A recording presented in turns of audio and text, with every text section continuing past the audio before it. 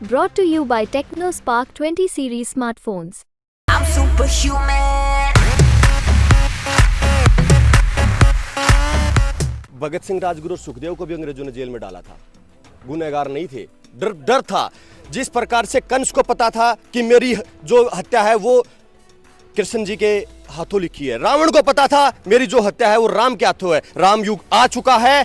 कोयला घोटाले का चोर इनके पास, सिंचाई घोटाले का चोर इनके पास, जिसको अभी ईडी सीबीआई से क्लीन चिट दिलवा रहे 25,000 जिसके करोड़ रुपए जिसकी पत्नी के ऊपर, और वो एनसीपी की प्रत्याशी है, उसको क्लीन चिट दिलवा रहे। ये बात करेंगे भ्रष्टाचार पे। संत कांग्रेसी किसान का समय है इस टाइम पे, खेत का किसान खेत में काम कर रहा है, संत कांग्रेसी वो विरोध कर रहे हैं और किसान तो अपने खेत में काम कर रहा है। आप कुंडली का एक गांव ऐसा है जो इंडस्ट्री एरिया की वजह से वहां पे अपनी लड़की देना तक कोई पिता जरूर नहीं समझता, क्योंकि वहां कैंसर की बीमारी फैल चुकी है। किस विकास की बात कर रहे हैं ये? देश में लोकसभा चुनाव 2 चरणों में हो चुका है, तो वही हरियाणा प्रदेश में छठे चरण में 25 मई को चुनाव होना है और सभी पार्टियों के नेता अपनी अपने उम्मीदवार की जीत का दावा करते हैं।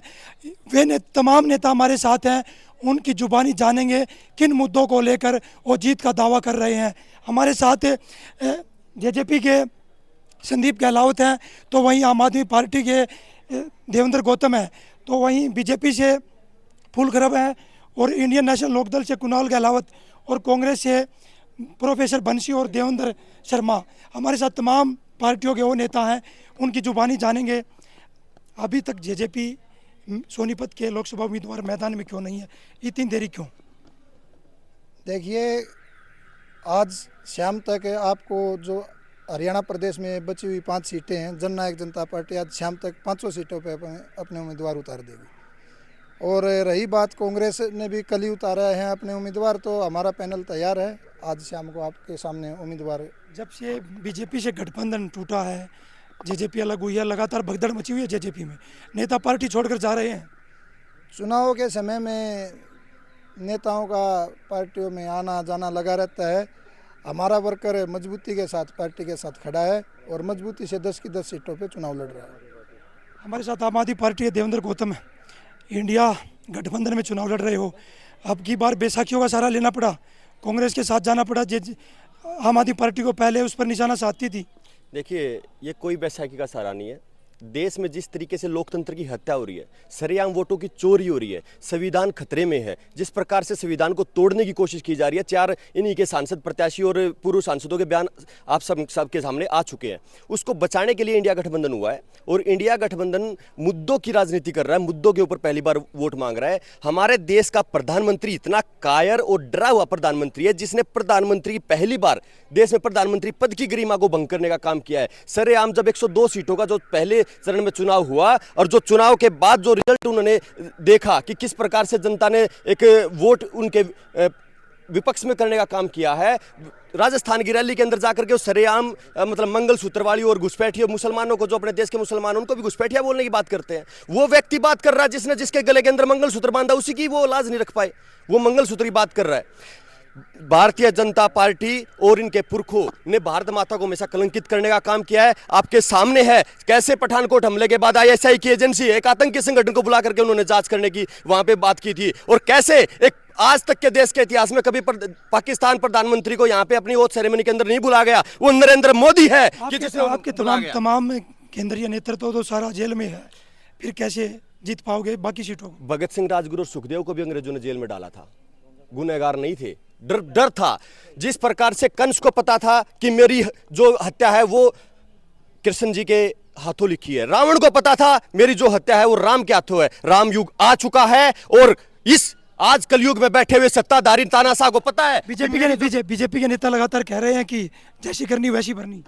कैसी करनी? इनके कोयला घोटाले का चोर इनके पास, सिंचाई घोटाले का चोर इनके पास, जिसको अभी ईडी सीबीआई से क्लीन चिट दिलवा रहे 25,000 जिसके करोड़ रुपए जिसकी पत्नी के ऊपर, और वो एनसीपी की प्रत्याशी है, उसको क्लीन चिट दिलवा रहे। ये बात करेंगे भ्रष्टाचार पे। क्या कहना चाहोगे फूल खरब जी, किस तरह के आरोप लग रही है? भाई साहब, आम आदमी पार्टी ऐसा ही डोल पीटती रहेगी, इन्होंने विकास का पता नहीं। भाजपा हमेशा विकास की राजनीति करती है, विकास के ऊपर वोट मांगती है और विकास को ही साथ लेकर चलती है। ये तो लगातार कह रहे हैं कि इनके पास तो कैंडिडेट नहीं, कैंडिडेट भी उधार लिए हैं।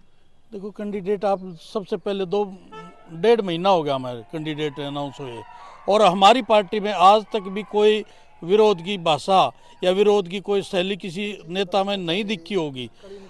आज कांग्रेस के अंदर आप देखोगे जहां इंडिया गठबंधन है वहां घमासान मचा पड़ा है। हरियाणा की 10 सीटें अब तक अनाउंस नहीं हो पाई और जहां अनाउंस हुई हैं वहां विरोध की श्रेणी जाकर देखो 100% से भी ज़्यादा बढ़ गई है। हम जानते हैं जेजेपी क्या कहना चाह रहे थे आपकी। मैं ये कहना चाह रहा था, देश के अंदर 25 ऐसे भ्रष्टाचारी नेता थे जो कोर्ट में, जिन पे विचाराधीन मामला था। भारतीय जनता पार्टी ने इतनी बड़ी वॉशिंग मशीन लगा रखी है कि उन 25 के 25 नेताओं को क्लीन चिट देके चुनाव लड़ा रही है। ये देखिए किस तरह के आरोप लगा रही है जेजेपी, जो कुछ दिन पहले आपके साथ होती थी। आप कहती है कि वॉशिंग मशीन में धुलाई कर रहे हैं। जो मौका परस्त लोग होते हैं इसी प्रकार की भाषा का उपयोग करते हैं। उन्होंने पता नहीं है उनका शीर्ष नेतृत्व क्या चाहता है। उनका शीर्ष नेतृत्व हमेशा यही चाहता था कि हम भारतीय जनता पार्टी के साथ रहें, लेकिन जो लोग इस काबिल नहीं है उनको भारतीय जनता पार्टी अपने साथ रखना पसंद नहीं करती। जिन पे भ्रष्टाचार के आरोप लगते हैं वो बीजेपी में ज्वाइन करने के बाद ये जेजेपी आरोप लगा रही सीधे सीधे कि वॉशिंग मशीन में धुलाई हो जाती है। नहीं, ऐसी कोई भी बात नहीं है। जो योग्य व्यक्ति है, जो समाज सुधारक है, वही यहाँ आता है। आरोप प्रत्यारोप तो लगने रहते हैं, ये राजनीति है। यहाँ आरोप प्रत्यारोप नहीं लगेंगे तो राजनीति नहीं हो पाएगी। हमारे साथ इनेलो के युवा जिला अध्यक्ष हैं कुणाल जी। अब की बार इनेलो भी मैदान में है, सोनीपत से पूर्व रिटायर्ड एसपी को मैदान में उतारा है। किन मुद्दों को लेकर दम भर रहे हो अब की बार? आज हमारा जो कैंडिडेट हैं अनूप दहिया जी सबसे अच्छे कैंडिडेट हैं, हमारे लोकल कैंडिडेट हैं, यहाँ के ज़मीनी स्तर से उठे हुए हैं, एक खिलाड़ी हैं, द्रोणाचार्य अवार्डी हैं। उनका अगर हम पुलिस में भी कैरियर को देखेंगे तो एक बहुत ही साफ है, उनके ऊपर कोई भी आज एक भी आदमी उंगली उठाने वाला नहीं है। हमारे गांव सिसाना के और एक दहिया खाप के हमने पंचायती कैंडिडेट को मैदान में उतारने का काम चौधरी अभय सिंह चौटाला जी ने किया था और चौधरी अभय सिंह चौटाला जी खुद वहाँ गांव में आए थे और उन्होंने कहा था कि आप सब लोग एक पंचायती रूप से किसी भी एक व्यक्ति का नाम ले दो, हम उसको कैंडिडेट बनाने का काम करेंगे। हमने कैंडिडेट सोनीपत में सबसे पहले दिया है और सबसे बढ़िया कैंडिडेट है और मशीन में सबसे पहला नंबर भी उन्हीं का आएगा, अनूप दहिया कि उनका नाम ए से शुरू होता है और जीत भी दर्ज अनूप सिंह दहिया जी करेंगे। और सोनीपत के मुद्दे भी जिस प्रकार अभय सिंह चौटाला जी ने आज विपक्ष की भूमिका अगर किसी ने निभाई है, किसानों की आवाज़ अगर विधानसभा में किसी ने उठाई है, युवाओं की बेरोजगारों की आवाज़ अगर किसी ने उठाई है, SYL के मुद्दे की अगर किसी ने आवाज़ उठाई है तो उनका नाम अभय सिंह चौटाला जी है। लोकसभा में भी, लोकसभा के अंदर भी जब हमारे इंडियन नेशनल लोक दल के प्रत्याशी जाएंगे तो निश्चित तौर पर हरियाणा के मुद्दों को वहां पर उठाने का काम किया जाएगा, किसानों के मुद्दों को वहां पर उठाने का काम किया जाएगा और इस सरकार को मजबूर किया जाएगा कि वो जिस प्रकार से बीजेपी ने तानाशाही मचा रखी थी। आज बेरोजगारी में हरियाणा नंबर 1 है। आज हमारे जो बच्चे थे हरियाणा के लगभग जो फौज में लगने का काम करते थे उनको 4 साल में रिटायर करने का काम आज बीजेपी सरकार में तो कांग्रेस भी बैठी है, कांग्रेस भी कह रही है कि विपक्ष की भूमिका हमने निभाई है। विपक्ष की अगर भूमिका इन्होंने निभाई होती तो आज जिस प्रकार से गुंडा राज आज बीजेपी के शासनकाल में है, जिस प्रकार आज क्राइम का रेट बढ़ रहा है, जिस प्रकार 850 किसानों ने शहादत देने का काम किया है, ये सब नहीं होती। विपक्ष की अगर भूमिका कोई निभा रहा है तो उनका नाम चौधरी अभय सिंह चौटाला जी हैं। हमारे साथ कांग्रेस के नेता भी हैं, लगातार कह रहे हैं कि कांग्रेस ने विपक्ष की भूमिका नहीं निभाई। अब किन मुद्दों को लेकर जनता के बीच हैं, किस तरह से अपने उम्मीदवार को आप देख रहे हैं? देखो, पहले तो मैं भाई को बताना चाहता हूं कि हमारी पार्टी चौधरी भूपेंद्र सिंह हुड्डा विपक्ष के नेता हैं। मैथमेटिकली पता है हमारी कितनी सीटें, इनकी तो 1 सीट है। लगातार हमने हर मुद्दों को उठाया है, चाहे अग्निवीर का मुद्दा हो, दीपेंद्र भाई सिंह हुड्डा हमारे जो राज्यसभा MP थे लगातार किसानों में पहले दिन से ही बीच रहे हैं। 2019 में 10 की 10 सीटें क्यों हार गई कांग्रेस? देखो, ये उस टाइम में बीजेपी ने जो एक पुलगाम है उस टाइम हमारे जवान भाइयों को मरवाया था, उस टाइम वो हवा इस तरह पलटी गई, लोगों की भावनाओं से खेला गया। तो अब की बार सोनीपत की जो जनता और हरियाणा की जनता बदलाव करेगी और निश्चित रूप से 2009 में भी हमारी 10 की 10 सीटें आई थी, तो ये तो भाई चलता था, राजनीति है। और अब की बार हरियाणा की जनता ने मन बना लिया है। बाई इलेक्शन में भी हमारे जो कैंडिडेट थे भालू, उसने ओलंपियन पहलवान को धूल चटाई थी। तो इसी प्रकार अब की बार 10 की 10 सीटों में हमारा जो गठबंधन है, एक सीट हमारे जो हमारी पार्टी की है, हम 10 की 10 सीटें अब की बार जीत दर्ज करेंगे। इनके कैंडिडेट तो उधार के हैं, बीजेपी के 6 के जो कैंडिडेट उधार के हैं, इनके पास तो कैंडिडेट भी नहीं थे। आपके पास लगातार बीजेपी पर आरोप लगा रहे हैं सभी नेता कि महंगाई को लेकर, बढ़ती बेरोजगारी को लेकर। कांग्रेस के साथी से एक बात और बता देना चाहता हूं, जो आपने लोकसभा का प्रत्याशी बढ़ा है, अभी बाई इलेक्शन में धूल दो वो चट के गया और फिर भी आपने प्रत्याशी बना दिया। तो धूल चटाने वाली ये जो धूल चटाने वाली बात ऐसे तो फुलकरब जी, बीजेपी ने 75 पार का नारा दिया था, कहाँ पर आगे अटक गई थी? देखो 28 सीटें हमारी, 28 सीटें मात्र 5000 और 2000 के बीच में हम थोड़ा लूज कर गए हैं। वो थोड़ा कॉन्फिडेंस लेवल हमारे कार्यकर्ता का कॉन्फिडेंस, ठीक है। 2019 की तरह की बार 10 सीटें जीतेगी। 10 क्या ऐसा क्या लगातार सब आरोप लगा रहे हैं, बेरोजगारी को लेकर, शिक्षा को लेकर, स्वास्थ्य को लेकर? देखो आज विकास के मुद्दे ये लोग उठा रहे हैं, विकास का इन्होंने पता ही नहीं। आज इसी लोकसभा में 9 नेशनल हाईवे हैं। आज यहाँ मारुति की बहुत बड़ी इंडस्ट्री है, यहाँ इंडस्ट्री का हब बन चुका है। आज खरखोदा से सोनीपत और सोनीपत से फरमाना तक पहुँच जाओ, इतनी इंडस्ट्री आज तक के विकास में यहाँ नहीं हुई। आज तक जो कांग्रेस पार्टी रही इतना विकास यहाँ कर नहीं पाई। आपकी सरकार थी, किसान पंजाब हरियाणा के बॉर्डर पर बैठे हैं, अभी एमएसपी की मांग कर रहे हैं। देखो वो किसान नहीं है, मैं भले ही कह सकता हूँ, हर जगह जाके कह सकता हूँ, वो किसान नहीं है। किसान के रूप में कांग्रेसी, वो कांग्रेसी है। किसान के रूप में कांग्रेसी नेता वहाँ बैठे। अगर किसान अगर होते तो आज यहाँ आप सब जगह घूम रहे हो, आप पत्रकार साथी हो, अगर वहाँ जाओगे तो एक भी किसान अपने काम से फुर्सत नहीं ले रहा।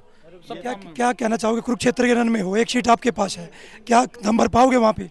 वहाँ पे हम पूरे तरीके से दम भर रहे हैं, उस सीट को जीत रहे हैं। अभी बीजेपी का प्रवक्ता साथी कह रहे हैं वो किसान नहीं है।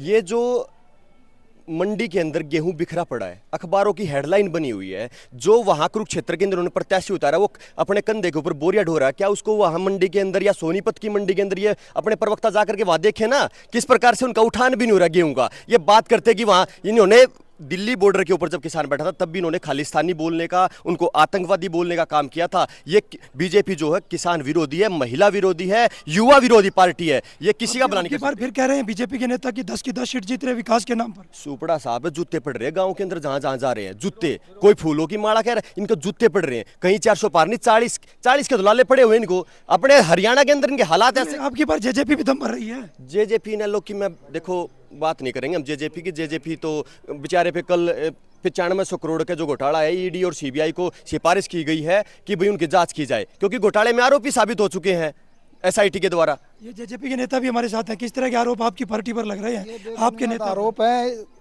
किसी का मुंह नहीं पकड़ा जा सकता। और रही बात हमारे बीजेपी के प्रवक्ता साथी की, ये कह रहे हैं हमने इतना काम कर दिया, इतना रोजगार दे दिया। 73 साल की एज में एक तानाशाह देश को कुचल रहा है और फौजियों के लिए अग्निवीर योजना लेके आए हुए हैं। ये इससे बड़ी शर्म की बात नहीं हो सकती देश के अंदर। वो तो कह रहे हैं कि विकास के नाम पर 10 की 10 फिर जीतेंगे। मंडियों में गेहूं का उठान नहीं हो रहा है। मैं खुद किसान हूं, 20 दिन से गेहूं मंडी में गिरा हुआ है। जब तक हम इनके सहयोगी रहे, 72 घंटे के अंदर किसान को उसके खाते में पैसा मिलता था। इनसे पूछ के देखो, आज मंडियों से उठान तक नहीं हो रहा है, गेहूं बिकने को। आपकी पार्टी के जो नेता हैं दुष्यंत चौटाला, अजय चौटाला, उनका भी विरोध लगातार जारी है। किसान विरोध कर रहे हैं डटकर। वो चंद कांग्रेसी, किसान का समय है इस टाइम पे, खेत का किसान खेत में काम कर रहा है। चंद कांग्रेसी वो विरोध कर रहे हैं और किसान तो अपने खेत में काम कर रहा है। देखिए बीजेपी नेता फुलकरब जी लगातार आपकी पार्टी पर आरोप लग रही हैं कि लगातार कह रहे हैं कि कोई विकास नहीं हुआ, सब जुमले हैं, पिछले चुनाव में जो वादे किए थे वो पूरे नहीं हो रहे हैं। अभी जेजेपी के नेता ने आपको बताया कि वे अग्निवीर का विरोध है। 4 साल कहाँ थे ये लोग? 4 साल तक तो सरकार के अंदर सहयोगी बने बैठे रहे। जब इनको लात मार के निकाल दिया, ये घोटालों से बाज नहीं आए, लात मारने के बाद इन्होंने अग्निवीर की सोच आई है। तो ये एक बहुत ही गलत इनका सुझाव और विचार है। इसी विचार के साथ देखिए संदीप जी किस तरह के आरोप लगा रहे हैं। 4.5 साल तक आप सरकार में बैठे थे। इनकी कथनी और करने में फर्क है। इनकी सोच ये है, ये युवा विरोधी हैं, ये महिला विरोधी हैं, ये खिलाड़ी विरोधी हैं, हर तरह का दंश इनके खिलाफ है। लगातार आरोप लगा रहे हो, हर तरह से विरोधी है, पर 4.5 साल तक आप इनके साथ थे। 4 साल तक हमारे पास जो डिपार्टमेंट थे, हमने लोगों के बीच में काम किया है करके हमने युवाओं को 75% आरक्षण का मुद्दा कोर्ट में चला हुआ है, 33% महिलाओं को राशन डिपो दिया है। उन्होंने एक बड़ा आरोप लगाया है कि घोटालों से बाज नहीं आए तो अलग करना पड़ा। हमारे ऊपर आज तक कोई घोटाला नहीं लगा है, किसी तरह का कोई भ्रष्टाचार नहीं हुआ है। आम आदमी पार्टी भी हमारे साथ, किस तरह देख रहे हो? लगातार बीजेपी कहती है कि विकास के मुद्दे पर फिर जनता के बीच। देखिए बार बार विकास विकास विकास विकास तो इनके प्रत्याशी के खुद के गांव में खंडा खंडा घूम रहा है। बड़ोली गांव में आप जाइए कैमरा लेकर के, वहां एक बरसात अगर हो जाती गोटा गोटा पानी भर जाए, लोगों का जीना दूभर हो रखा है। खुद के गांव में राय का विधायक ही चुनाव लड़ रहा है, इनका खुद के गांव में ये हालात है। आप कुंडली का एक गांव ऐसा है जो इंडस्ट्रियल एरिया की वजह से वहां पे अपनी लड़की ब्याणी, अपनी लड़की देना तक कोई पिता जरूर नहीं समझता, क्योंकि वहां कैंसर की बीमारी फैल चुकी है। किस विकास की बात कर रहे हैं ये? जिस विकास के कह रहे रोड बन गए, युवा उन रोडों को उखाड़ उखाड़ के खाएगा क्या? अरे बेरोजगारी इतनी चरम सीमा पर है। 5,000 जब कोरोना, इनकी जो उपलब्धि है वो 4 बार पूरे 10 साल के अंदर 4 बार वो नेशनल हाईवे बंद हुआ है NH-44। उसके अंदर 5,000 वहां पे जो छोटे या बड़े औद्योगिक क्षेत्र है वो बंद होने के, पलायन करने के कगार पे आ गए। 3 लाख जो प्रवासी मजदूर वहां रहते थे वो पलायन करके, भूखमरी इतनी फैली हुई है। अरे रोड क्या करें, उन ज्वाइंट रोडों का क्या करें जो जैसे दहीसरा वाला रोड है, प्याऊ मनियारी वाला रोड है, जिनके बुरे हालात है। नेशनल हाईवे ऐसा कर दिया जैसे भारत और पाकिस्तान का बॉर्डर है। बाबर आजम के जमाने के रोड इन्होंने बना रखे हैं। दूसरी बात, एक बात और कहना चाहूंगा, अरे पाकिस्तान के बॉर्डर पे तो फिर भी सैनिकों की चहलकदमी हो जाती है। ये बॉर्डर तो ऐसा बना दिया जहां पे आदमी इधर से उधर नहीं जा सकता। ये दिल्ली अलग देश हो गया, सोनीपत अलग देश हो गया। भारतीय जनता पार्टी ने यहां पर सिर्फ भाईचारे के अंदर फूट डालने के, सिर्फ और जात पात और धर्म की राजनीति करने के अलावा कोई काम नहीं करते। इनको जब हार का सामना दिखाना पड़ता उस टाइम इनको राम नाम याद आता है। कभी गाय बीफ एक्सपोर्ट कंपनियों से चंदा लेते हैं, गाय के नाम पे खाते हैं ये लोग। देखिए फूलकरब जी किस तरह के आरोप लगा रहे हैं, कहाँ से चंदा लेते हो आप? सोनीपत लोकसभा है जहाँ पर इन्होंने गिनवाई कितने गांव, जहाँ पर जाने गलियों में आने जाने की व्यवस्था तक नहीं है। भाई साहब आप जाके देखोगे वहाँ आपने ऐसा कुछ नहीं मिलेगा। और मैं अपने साथी से ये बता देना चाहता हूँ कि किसान के नाम पर इन्होंने मुद्दा उठाया। किसान को सूरजमुखी का भाव आज भी पंजाब में 3750 रुपये है, और वहाँ से अब जो मुद्दा उठा था सूरजमुखी का वो कुरुक्षेत्र तक आया। हमारी पार्टी ने तुरंत प्रभाव से वो 6200 कर दिया, लेकिन पंजाब में वो पटियाला से उठकर बॉर्डर तक आया, और बॉर्डर पर इन्होंने ही खुद भगवत मान की सरकार ने उनको लाठियों से रोंद के, आज भी 3750 का ही सूरजमुखी का भाव है। अगर ये किसान के इतने हितैषी होते तो वहाँ भी आज 6250 रुपये का सूरजमुखी का भाव होता। क्या कहना चाहोगे कुणाल जी? लगातार देखिए बीजेपी फिर दम भर रही है 10 की 10 सीटों पर, और लगातार कह रहे हैं किसान हितैषी सरकार बता रही है अपने आप को। देखिए जो किसान हितैषी है, ये बात इनके मुंह से अच्छी नहीं लगती। ये चाहते हैं कि दूध की बोतल में शराब बेचना, ये काम नहीं होगा। जिस प्रकार से अगर मैं बात करूं अपने सोनीपत लोकसभा की, आज भैंसवाड़ के अंदर इन्होंने मंडी को बंद करने का काम किया, आज फरमाना के अंदर इन्होंने मंडी को बंद करने का काम किया, आज मुआना के अंदर इन्होंने मंडी को बंद करने का किया। सिर्फ किस लिए? सिर्फ जो मोदी जी के दोस्त हैं अडानी के जो साइलों हैं वहाँ पर किसान जाएँ, वहाँ पर किसान गेहूँ बेचें। इन्होंने जिस प्रकार किसानों को कुचलने का काम किया है, अगर हम आज कृषि की बात करें, आज खाद की बात करें, उन पे भी इन्होंने GST लगाने का काम किया है। आज भी हमारे किसान भाई बैठे हैं, इनको एक तो इनके सहयोगी थे, वो तो बताते थे कि किसान नाम की एक बीमारी आ गई थी। भाई फूलखरब जी कह रहे हैं, खुद किसान प्रकोष्ठ के नेता हैं बीजेपी में, कि जो बॉर्डर पे बैठे हुए वे किसान नहीं हैं, इनको किसान आतंकवादी दिखते हैं। आज ये लोग किसानों की बात करते हैं। आज ये इनके नेता नवीन जिंदल और एक भी बीजेपी के नेता 1 घंटे अगर लामनी कर दे, 1 घंटे खेत में खड़ा हो जाए, तो हम मान जाएंगे कि बीजेपी किसान के हितैषी है। आज ये बिल्कुल जो बात कहते हैं, उनकी कथनी और करनी में ज़मीन आसमान का फर्क है। ये लास्ट में एक ही मुद्दे पर लोगों को ले जाने का काम करते हैं, हिंदू मुसलमान, Patel non Patel, Jat non Jat, Maratha non Maratha, जाति पाति और भगवान के नाम पर जो वोट का इनको आज बेरोजगारी की चिंता नहीं है। अगर मैं बेरोजगारी की बात करूंगा, अगर मैं आज किसानों की बात करूंगा, अगर मैं आज सोनीपत के विकास की बात करूंगा तो ये कहेंगे कि कुणाल हिंदू नहीं है। अरे भाई फूल खरब जी और आपकी पार्टी, हम बताना चाहेंगे जब मोदी जी प्रधानमंत्री नहीं थे, आज किसान है, जब हल जोतता है, सबसे पहले हम जब सुबह उठते हैं तो सबको राम राम कहते हैं। आप लोग तो अब बीजेपी की वॉशिंग मशीन में धुलकर राम के भगत हुए हैं। ये जो हरियाणा वासी और जो किसान कौम है, आज भगवान श्री राम खुश नहीं होंगे जब 850 किसानों को आपने मरवाने का काम किया। आज जब हमारे जाट आंदोलन के कांग्रेस के नेता भी हैं, लगातार बीजेपी फिर दम भर रही है और अब की बार कांग्रेस भी दम भर रही है कि 10 की 10 कैसे जीतोगे। बीजेपी तो कह रही है कि विकास के नाम पर वोट लेंगे, किसानों की आय दोगुनी करने की बात कर रही है। आय दोगुनी तो भूल जाओ आप, क्राइम देख लो। हमने कभी ऐसा नहीं सुना था इतनी गोलियां फायर होती हैं और आज तक कोई पकड़ा गया हो तो बताओ। गोहाना में आप तो मीडिया से हो, सब पता है कितना क्राइम बढ़ चुका है।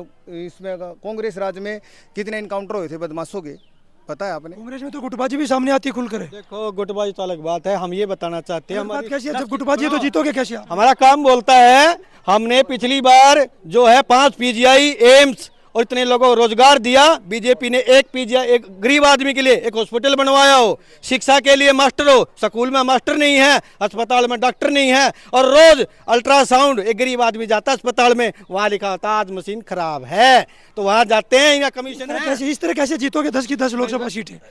डॉक्टर नहीं है आपके पास, स्कूलों में टीचर नहीं है। एम्स की बात करी मेरे साथी ने पता नहीं है, 2 एम्स अभी बनके एक जज्जर में, एक रेवाड़ी में तैयार हुए हैं। हुड्डा साहब ने बनवाया था। नहीं, आप कुछ भी कहते रहो।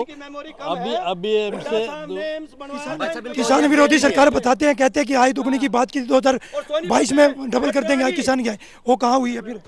देखो, किसान की आय तो डबल होने का काम किया। जो आज हम प्राकृतिक खेती के ऊपर जा रहे हैं, हम बागवानी के ऊपर जा रहे हैं, हम जो फूल की खेती है उसके ऊपर जा रहे हैं, हम अपने किसान भाइयों को मोटिवेशन कर रहे हैं भी धान और गेहूं की बिजाई छोड़कर। एम्स तो कांग्रेस ने बनाया था 2013 में झज्जर में। अरे अभी इन्होंने पता नहीं है 2013 में खाली घोषणाएं के ऊपर चलते ही ये लोग। वो तो कह रहे कि बीजेपी राज में क्राइम है, व्यापारियों से फिरौती मांगी जाती है। नहीं, अगर जो क्राइम है, सुनो, क्राइम है उसका तुरंत प्रभाव से उनको अरेस्ट कर लिया गया और 3 जो वहाँ गोली चलाने वाले थे उनके इनकाउंटर में उनके पैरों में गोली लगी हुई है। ऐसा क्या हुआ? लोकसभा चुनाव से पहले मुख्यमंत्री का चेहरा बदलना पड़ा। 2 महीने पहले उसको पकड़ लिया गया था।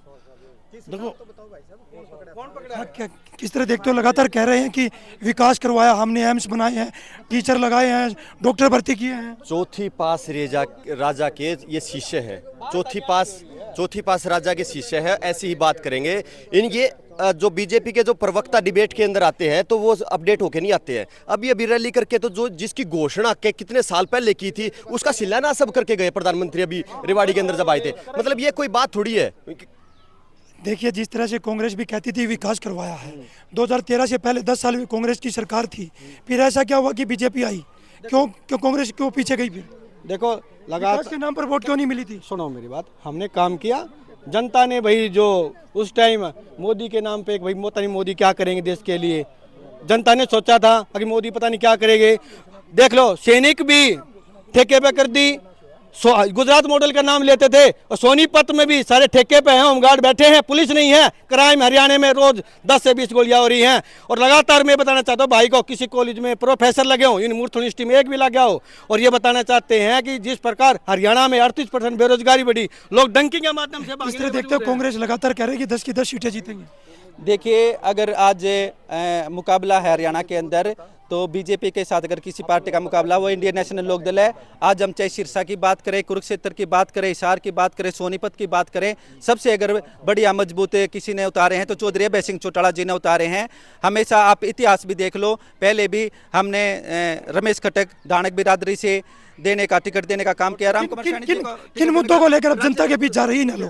किन मुद्दों को लेकर जनता के बीच जाएगी अब की बारी? इंडियन नेशनल लोकदल सबसे बड़ा अगर हमारा आज के टाइम मुद्दा है तो जो किसानों की दुर्दशा आज बीजेपी सरकार ने की है, HYL का नहर का पानी है, और हरियाणा के अंदर जितना क्राइम बढ़ा है, बेरोजगारी मुद्दे हैं, हम स्थानीय मुद्दों को लेकर इंडियन नेशनल लोकदल राजनीति करती है। और जब भी इंडियन नेशनल लोकदल की सरकार रही है, उन्होंने ज़्यादा से ज़्यादा लोकहित में काम करने के काम किए हैं, चाहे वो बुढ़ापा पेंशन की हो, गरीब कन्याओं को 5100 रुपये कन्यादान स्कीम देने की बात करी हो, हरिजनों की चौपाल बनाने के काम हो, जितने धरातल पर अगर काम हरियाणा के अंदर किसी ने किए हैं। केएमपी का उद्घाटन भी चौधरी ओम प्रकाश चौटाला जी ने 2004 में किया था। उनकी एक सोच थी कि सोनीपत को कनेक्टिविटी से जोड़ा जाए। अगर हम गोवाना के अंदर बात करें, शुगर मिल बनाने का काम चौधरी ओम प्रकाश चौटाला जी ने किया था। अगर हम बात करें मुरथल में लड़कियों के कॉलेज के लिए, वो भी इंडियन नेशनल लोकदल की सरकार में बनने का काम किया था। हम अगर बात करें गोवाना में मंडी की, खरखोदा में मंडी की, जितनी भी मंडियां बनी, परम पूजनीय चौधरी ओम प्रकाश चौटाला जी के राज में बनने की बात थी। कांग्रेस किन मुद्दों को लेकर जनता के बीच जाएगी? जब हमारी 10 साल की सरकार थी,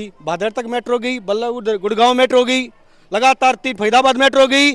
अगर हमारी सरकार होती, इन बीजेपी ने कहा था 14 मैनिफेस्टो में सोनीपत मेट्रो आएगी, सोनीपत से 50,000 आदमी मेट्रो में जा रहे हैं, बाली तक मेट्रो है, मात्र 20 किलोमीटर मेट्रो नहीं आई, हमारी मंत्री भी नहीं। डबल इंजन की सरकार है। क्या मुद्दे हैं आपके, किन मुद्दों को लेकर जनता के बीच? हमारी सरकार आते सोनीपत में पहले उससे मेट्रो आएगी, 50,000 हमारे यात्री भाइयों को राहत मिलेगी। और जो सोनीपत का हॉस्पिटल है उसको हम पीजीआई बनाएंगे, और जिस प्रकार हमने 5 पीजीआई बनाए थे, और हमारे युवाओं को रोजगार देंगे। और स्कूलों में जिस प्रकार बीजेपी ने सरकारी स्कूल बंद करने का काम किया है, और ये कह रहे हैं प्राइवेट स्कूलों में जाओ, वहां पर 1000 फीस देंगे। और मुकाबला किससे मानते हो अब की बार आप? कांग्रेस से अच्छी जीते होगी, मुकाबले क्योंकि है ही नहीं। क्योंकि आप 14 की पूछ रहे थे, 14 में इन्होंने गरीब आदमियों की वोट छीनी, 15-15 लाख रुपए का झांसा देके। इनके लीडर कह रहे हैं भैया जुमला था, तो ये इनके खुद के लीडर कह रहे हैं जुमला था वोट हासिल करने के लिए। डकैती मारी है कुलकर्णी जी, आपके क्या मुद्दे रहेंगे? जनता के बीच जाओगे? वो तो कह रहे हैं कि 10 की 10 सीटें जीत रहे हैं, कोई मुकाबले में ही नहीं है। देखो, हम तो बरगलाने का काम नहीं करते, हम विकास और सिर्फ विकास के मुद्दे पर वोट मांगते, विकास के ही मुद्दे पर वोट चाहिए। हम इन लोगों की तरह बरगलाते नहीं। ऐसा क्यों हो कि जनता आपको हर बार विकास के मुद्दे पर वोट दे? देखो, विकास के मुद्दे पर वोट इसलिए देती ना, पारदर्शिता आपने देखी है। हरियाणा सरकार की एक गरीब से गरीब व्यक्ति का भी बच्चा आपने एसडीएम लगे मिलेगा, तहसीलदार लगेगा, जिसके खाने ने दाने के लाले पड़ रहे थे, वो आज बच्चे सिलेक्शन हो गए एचसीएच का, और वो अपनी सीटों पे बैठे हैं। क्या वो नहीं चाहते? क्या वो लोगों को बताते नहीं कि भी हम एक साधारण से परिवार से उठकर आज हम एचसीएच की सीट तक आए हैं, और पारदर्शिता थे। पहले इन लोगों की दुकानदारी बंद होगी। इन्होंने जो सीएलओ के नाम पर दुकानदारी चला रखी थी, वो आज बंद होगी। आज सीएलओ ऑनलाइन अप्लाई करो। आज सोनीपत में कम से कम 6,500 फैक्ट्रियां लगी हैं। किसी भी फैक्ट्री की सीएलओ कितनी सीटें जीत रहे हो? किससे मुकाबला मानते हो? देखो, मुकाबले में कोई है नहीं। ऐसा क्या? लास्ट में है सबसे। हमारा मुकाबला सिर्फ और सिर्फ विकास से है, और विकास के ही नाम पर हमने वोट की अपील की है। विकास के ही नाम पर हम जीतेंगे 10 की 10 सीटें। और सोनीपत लोकसभा की तो मैं बता देता हूँ, अपने साथियों ने, इन्हें थोड़ा भ्रम है। आज हमने 350 गांव के करीब हमने प्रवास कर लिया, और हर गांव में गए हैं। विकास के मुद्दे पर लोग इतने अस्वस्थ हैं। यहाँ से 4 से 5 लाख वोटों से हमारे प्रत्याशी को विजयी बनाएंगे। रही प्रत्याशी की बात, जो मेरे साथी कह रहे थे, प्रत्याशी के गांव में जाओ, पूरा गांव वोट मांगने को निकलता है। अगर ऐसी दुर्दशा होती तो पूरा गांव वोट मांगने को नहीं निकलता। देखिए, आम आदमी पार्टी किन मुद्दों को लेकर अब की बार जनता के बीच है? कैसे आप अपनी कुरुक्षेत्र की सीट में दम भर पाओगे?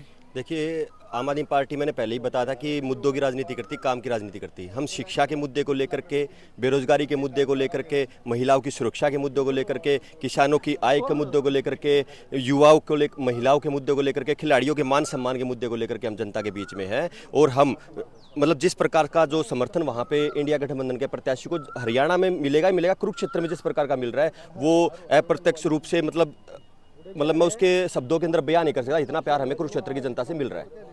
हमारे साथ जेजेपी के नेता एक लास्ट सवाल आपसे भी है, किन मुद्दों को लेकर जेजेपी जनता के बीच जाएगी, और किस तरह से जनता से जो वोटों की अपील है, वो किस तरह से उसकी सद्भावना आप जीत पाओगे आम जनता की? क्योंकि 4.5 साल आप सरकार में रहे हो, उसके बाद लगातार जेजेपी के विधायक पार्टी छोड़कर भाग रहे हैं। जो स्वार्थी लोग हैं वो चुनाव के दौरान ये कि मौसम होता है आने का जाने का, ये लगा रहता है। बाकी रही बात, हम जनहित के मुद्दों को लेकर जनता के बीच में जा रहे हैं। पढ़ाई है, किसान परेशान है, रोजगार है, और हमारे नेता ने हमारे साथ लगते IMT खरगोदा में इतनी बड़ी देश की सबसे बड़ी फैक्ट्री लाने का काम किया है, जिससे 50 किलोमीटर के एरिया में संपूर्ण विकास हुआ है। हर साल 10 लाख गाड़ियाँ यहाँ से तैयार होंगी, लाखों बेरोजगार युवाओं को यहाँ रोजगार दिया जाएगा। तो हम इसी मुद्दे के साथ जनता के बीच में जाएंगे। देखिए, हमारे साथ सभी पार्टियों के तमाम वो मौजूद नेता थे, उन्होंने बताया कि किन मुद्दों को लेकर जनता के बीच जाएंगे और सभी पार्टियों के नेता अपने अपने उम्मीदवार की जीत की दावा कर रहे हैं। अब आने वाला वक्त बताएगा सोनीपत की जनता किस नेता के सरताज घड़ती है। सोनीपत से पवन राठी, हरियाणा तक।